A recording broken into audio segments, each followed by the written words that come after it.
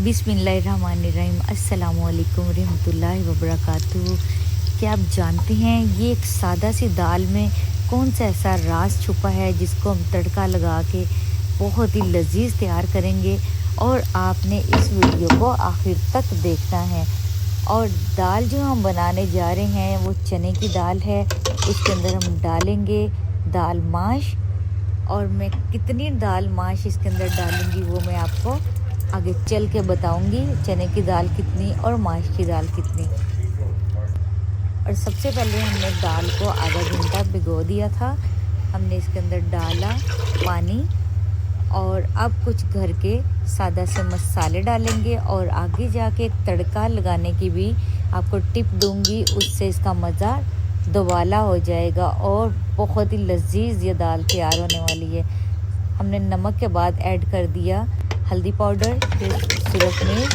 अब इसको चम्मच से हम कर देंगे मिक्स, और ये चुटकियों में तैयार होने वाली दाल है। अब प्रेशर कुकर से इसको कर देंगे हम लॉक, और 10 मिनट के लिए हम प्रेशर कुकर लगाएंगे इसको। अब दाल के बारे में आपको बताती हूँ। अब करना कुछ आपने यूँ है कि आपने एक प्याली भर के चने की दाल ले लेनी है, आधी प्याली आपने दाल माश छिलके वाली लेनी है।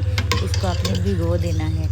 अब आप दाल को देखिए, माशाल्लाह से दाल अच्छे तरीके से गल गई है और ये बहुत ही जल्दी क्विक दाल पक गई है। और तड़का जब आपने लगाना है ना, तो आपने इस चीज़ का बहुत ख्याल रखना है। आपने तड़के में ऐड करना है, सबसे पहले आपने डालना है लहसुन। ऑयल डाल के कुकिंग ऑयल में लहसुन को हल्का सा कलर देना है। उसी के साथ आपने इसके अंदर शामिल कर देना है प्याज। प्याज से इस दाल का जो जायका है ना, टेस्ट है ना, बहुत ही कमाल का और मज़े का और बेहद मज़े का जायका आता है। आपने प्याज को ज़रूर ऐड करना है तड़के में। इस दाल के अंदर जब प्याज को ऐड करेंगे ना, तो इसका कुछ कमाल का जायका आएगा और लज्जत इसके अंदर बेशुमार हो जाएगी। और ये थी इस दाल की राज की बात।